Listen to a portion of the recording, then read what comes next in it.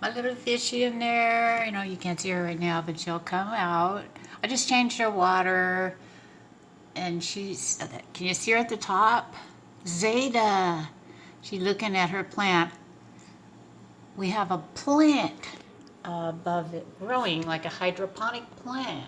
Pythos, mainly. Seems to be thriving quite well in there.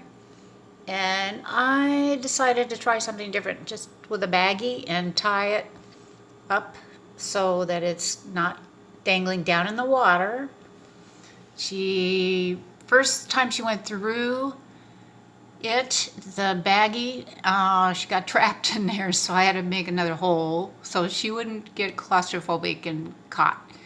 But now she seems more curious about everything and swimming everywhere, inspecting everything. And it's not that it's changed that much, but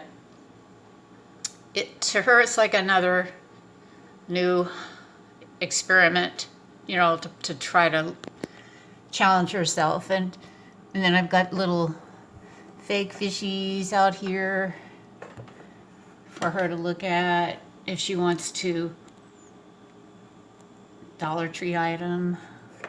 I try to make it look as stimulating as possible because I know they just swim around if there's nothing in the tank, nothing at all, and do nothing, don't look at anything, just wait for feeding time. So this way, Zeta, my little beta, she has a few things like a glass bottle top in there.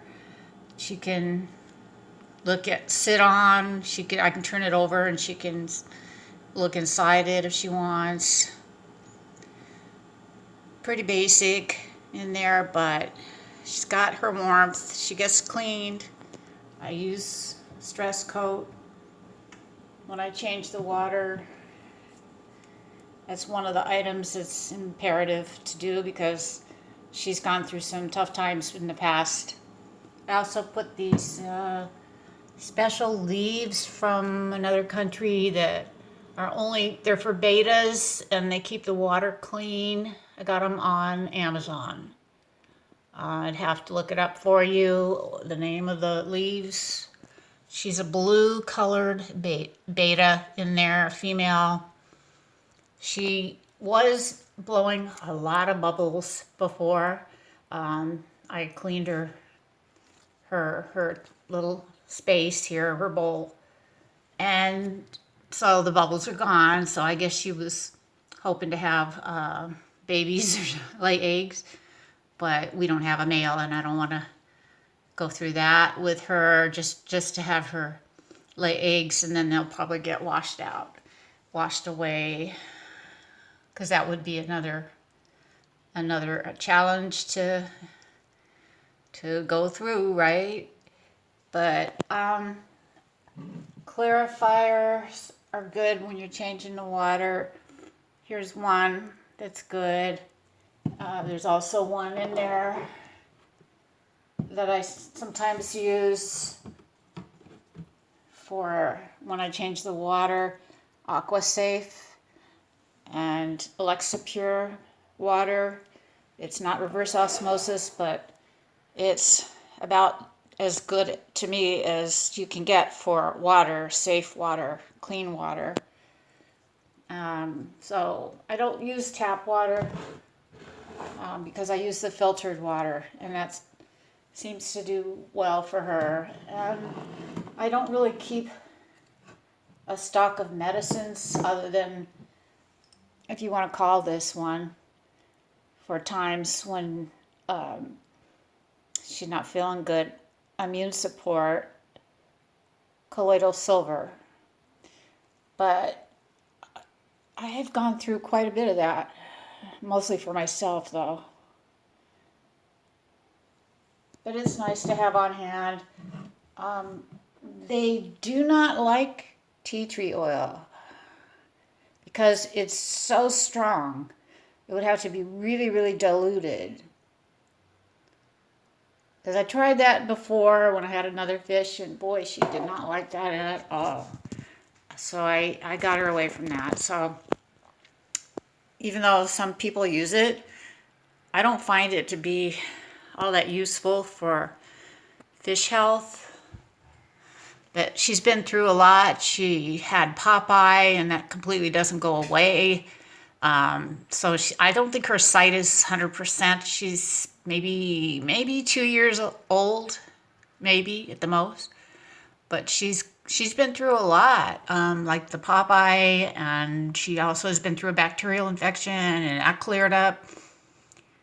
She's a healthy, hardy fish, I would say, considering all the stuff she's been through, and I've gotten her through it, and she just kept fighting for her life, and she is now a healthy fish. And I was a little concerned when I first put in the moss balls, because I think that caused bacteria at one point, but then I tried it, waiting for a long time till it got exposed to nutritional environment, and just saved one little piece. The rest I got rid of and use it on the plant mainly. So it's attached itself to the roots. See if we can find a way to capture that. There it is. It's over there. See, it's kind of attached itself to the roots of the pothos. And I believe it's okay now. The color looks good, but when I first got it, the color just didn't look great. I don't think it was as healthy, but it's since I've revitalized it by putting it in water for a long time with really healthy environment. Now she seems to be really happy. She's territorial. She loves her space, her privacy, but she loves it when I come up at night. And I know you're not supposed to put your fingers in there unless they're really clean, but she is a pet, and she'll come up to me, and a lot of times she'll just want to be touched right back here on her fins. They seem to feel good to her when she's in the mood. Right now the water's still a little cool, but she'll come close and let me do that. A lot of times it's like she's asking to be petted, because if she'll just come right back and forth to your hand and wait for you to touch her fins, because it feels good to her, lightly touched, as long as you don't go too harshly. You have to be really, really gentle, and then she's fine with it.